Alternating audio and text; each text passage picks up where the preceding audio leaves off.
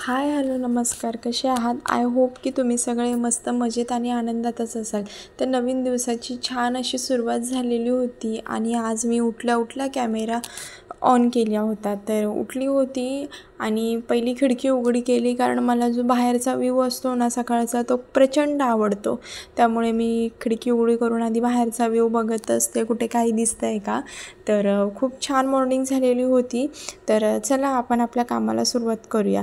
एका साईडला भात लावला होता मांजरांसाठी आणि ते दूध सकाळी खराब झालं होतं. तर त्याच्यामध्ये थोडी साखर टाकून ते दूध आटवलं आणि ते खूप भारी लागतं. तुम्हाला माहीत असेल का नाही, हे तुम्ही खाल्लं असेल की नाही माहीत नाही, पण एकदा नक्कीच ट्राय करा, खूप भारी लागतं. एका साईडला यांना अंघोळीला पाणी ठेवलं होतं. दूध चहा झाला होता माझा आणि हा बाहेरचा व्ह्यू. माझ्यासाठी मी मस्त आल्याचा चहा बाहेर आणून ठेवला होता पंख्याखाली थंड होण्यासाठी. तोपर्यंत म्हटलं मी इथे ते दुधाचं झालेला आहे जो पदार्थ, तो खाऊन घेऊया. आणि घरात जिकडे तिकडे पसारा दिसत असेल तुम्हाला, आणि मिस्टरसुद्धा झोपले होते. तर तोंड धुवून आली, म्हटलं झोप जाईल. तर काय केला कॅमेरा सेट, यांना पाठवलं अंघोळीला आणि घेतला ना मी बिछाना काढायला. स्त्रीचा जन्म हा फक्त कामासाठीच झालेला आहे असं मला वाटतं. कारण फोन घ्यायच्या आधी पण मला सगळी कामं करावी लागतात आणि घेतल्यानंतर काय करायचं आहे ते सुद्धा करावं, विचार करून ठेवावा लागतो आधीच. असं नाही आहे माणसांसारखं घेतला फोन आणि बसलं, भेटणारे सगळं आपल्याला येतं असं नाही आहे. ते फक्त आपल्या मम्मीकडेच. वेगळं असेल तर लग्न झाल्यावर तर शक्यच नाही आहे हे, कुठली गोष्ट आपल्याला आयती भेटेल. तर काय करत होती बिछाना घडी.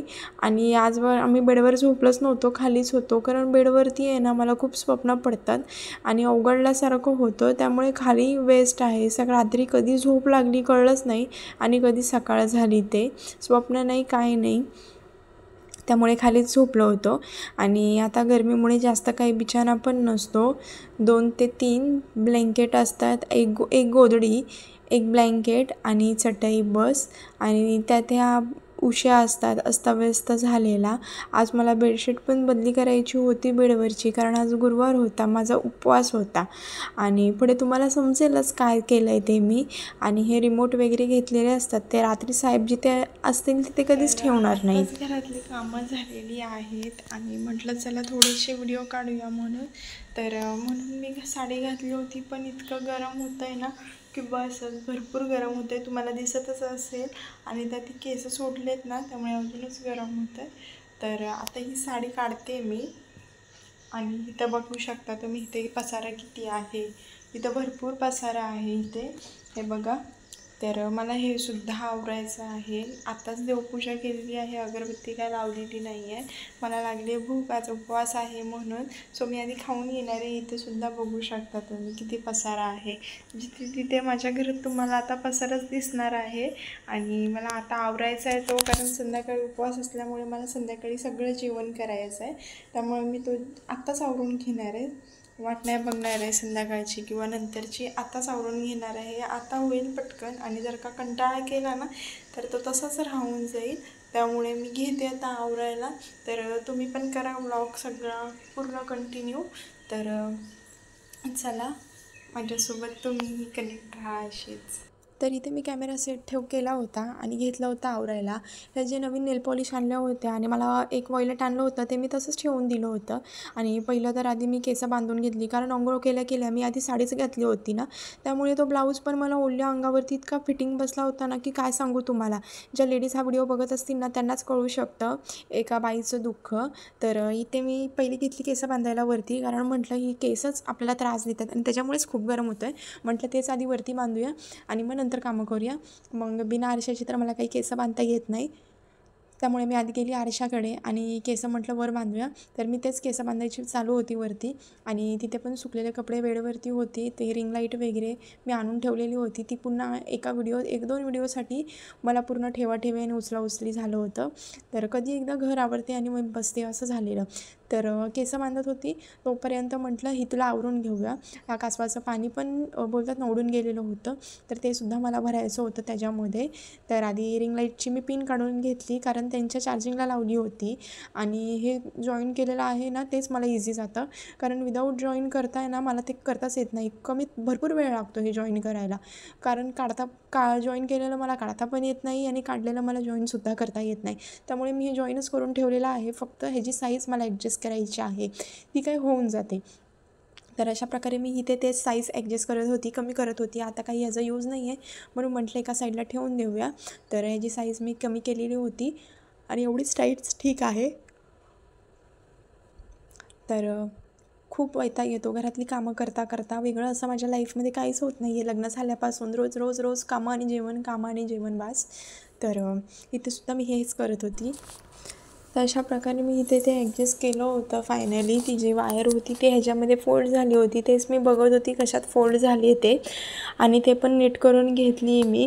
कारण वायर जरा जरी कुठे ब्रेक झाली ना तरी त्याची लाईट लागणार नाही, रिंग लाईटची, आणि लाईटच मेन आहे महत्त्वाची. तर ते मी ठेवलं तिथे आणि म्हटलं चला इकडचा पसारा आवरते. कंगव्याला केस वगैरे सगळी तशीच होती आणि मिस्टरांचं काही नाही, त्यांना ती घाण करायला आवडेल पण ती मला बिलकुल आवडणार नाही जरी माझी गोष्टी असल्या तरी. म्हणून सगळ्यात आधी मी तेच साफ करून घेत होती. आणि इथे तुम्हाला शोकेसवर पण दिसत असेल की धूळ आहे म्हणून, कारण मी 2 दिवस ह्याच्यावरती कपडाच मारला नव्हता, तरी पण येते धूळ घरामध्ये. कारण खिडकी ओपन ठेवली तरी पण हवा आली ना की त्या हव्यासोबत आहे ना घाणसुद्धा घरामध्ये येते. त्यामुळे मी कितीही साफ केलं ना तरी असं कोण आलं ना नवीन घरी त्यांना वाटेल की काही साफच करत नाही म्हणून.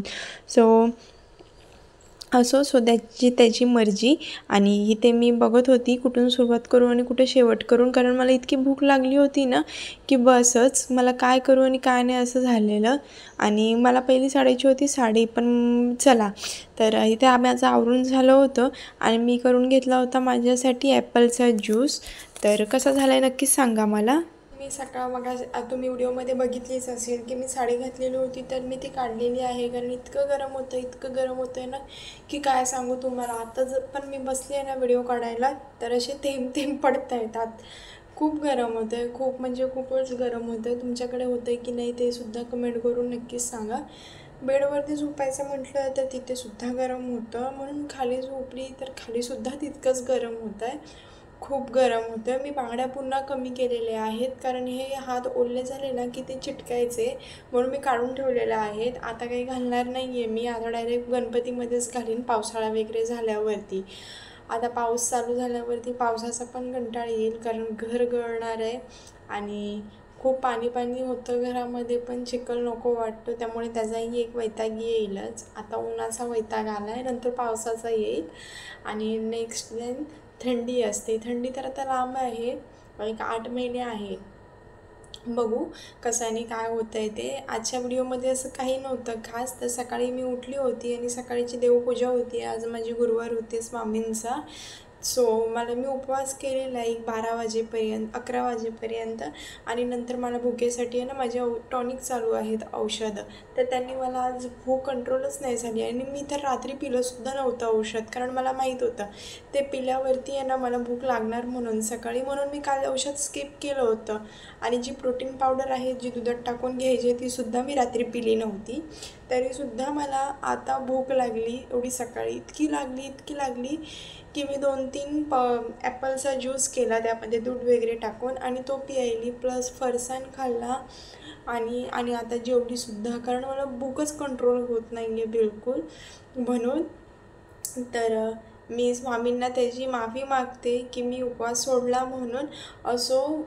उपवास केल्यानेच असे आपले स्वामी बोलतच नाही की उपवास कर म्हणून तरच मी तुला फळ देईल म्हणून, असं काही नाही आहे. नित्यनियमाने त्याची सेवा आणि आपले आचार विचार चांगले पाहिजे, आपली कर्म चांगली पाहिजेत. देव काही म्हणत नाही की उपवासच कर आणि तू उपाशीच राहा म्हणून.